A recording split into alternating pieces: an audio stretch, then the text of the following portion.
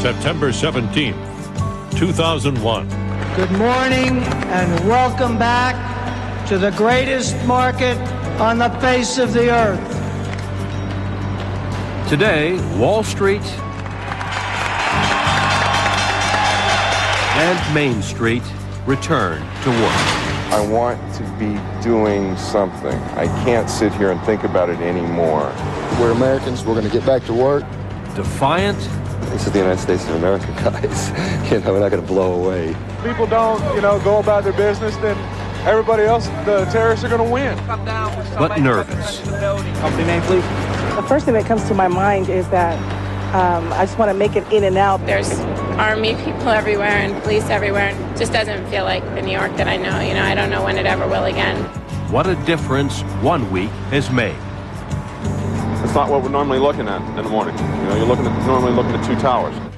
Tonight, getting back to business. America fights back.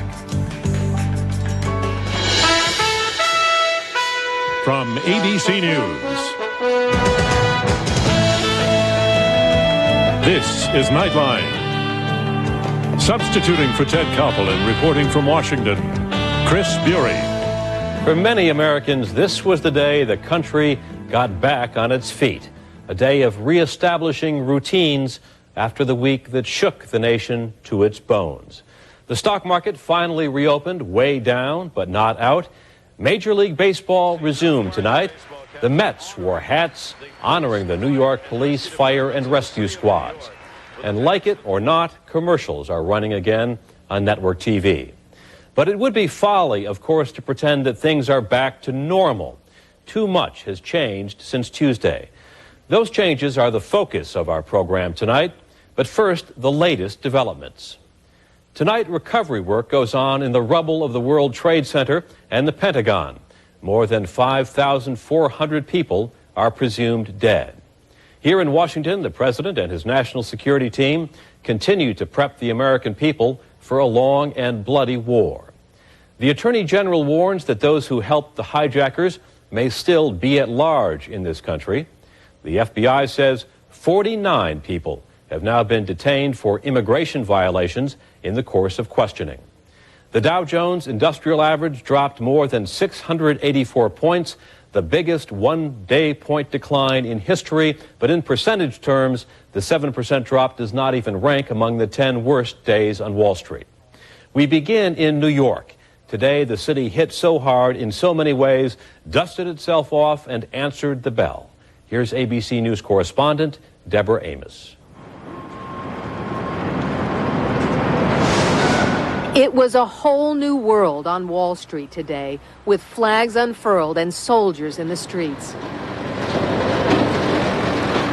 Security was tight. Police officers checked IDs. Yeah, sir. Step up. The Attorney General. Yeah, I need New York State Attorney General. But the workers here checked out the skyline, the first time they could see firsthand the magnitude of the destruction. Oh my God, this man says. It's just eerie walking out and seeing the building gone and seeing the open space, and all the feelings are coming right back to you again. So it is kind of nervous experience right now. It's still in a surreal state right now. Surreal at the stock market too. A place known for the healthy noise of commerce began with a moment of silence.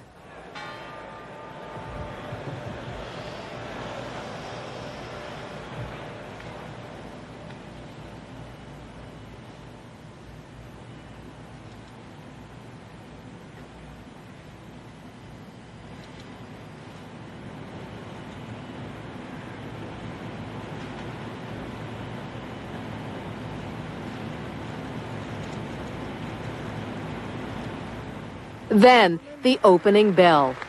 Ladies and gentlemen, our heroes will now open the marketplace. The green button.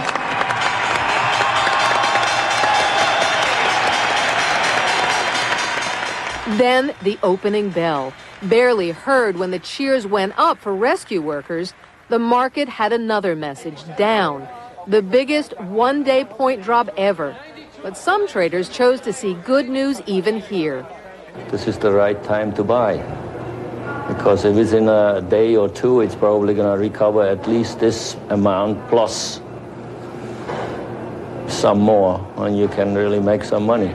Not for the airlines, insurance companies, and financial services who were hit the hardest.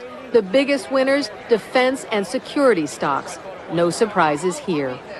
I think all things considered, even though the market fell sharply, it was an orderly decline, and it at least gives us a starting point for assessing a new world with more risks and more uncertainty. You did 95,025, you leave 30,000 shares, UBS. A new world where a nearly 700-point drop in the market is considered normal. And that is what New Yorkers struggled with today, to be normal. Defiantly, patriotically, aggressively normal, putting the necessary parts of the city back together. The phones, down for days because the Verizon office is right next door to Building 7 of the World Trade Center. Until we get the power, we're not going to be able to give you an actual definition. We don't know how much damage the system has actually sustained until we get power up in the central office. The electric lines also damaged. How much of it have you put back together? I know we're doing really good. From what I hear, we're doing really good. I couldn't tell you how much we put back together. And the bagels, of course, the starch that makes Wall Street run. Champs, a deli near the stock market, opened at 5 a.m. this morning. You feel like a different kind of New York? If anything, it feels more united. More, everybody was coming in, hugging everybody, making sure everybody was all right. Even people you don't really see a lot or don't talk too much, they were coming in, are you all right? Yeah, are you all right? A floor trader comes in for a coffee break. This is the first day just getting back to reality. That's what it is. It's hard to be normal when the dust here is still so thick that people can feel it and they can taste it. It's hard to be normal when just a few blocks away, rescue workers are still digging through the wreckage and the rubble. And the sound of heavy machinery is the background noise to work. It's hard to be normal when all of those still missing once were on these streets less than a week ago. The reminders are everywhere. Faces on telephone poles, on the side of buildings, here on a wall. Smiling faces from a world that seems long ago. My heart is still out for what happened at the World Trade Center, and never ever in my 18 years being around Manhattan, I have never ever seen the city this way before. Terrible tragedy. A tragedy beyond explanation.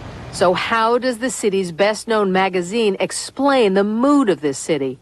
This stark cover on The New Yorker.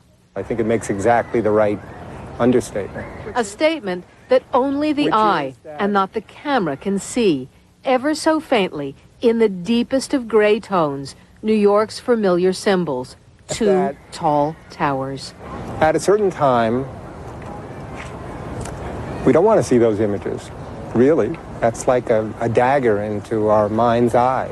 A memorial issue without the New Yorker's famous cartoons.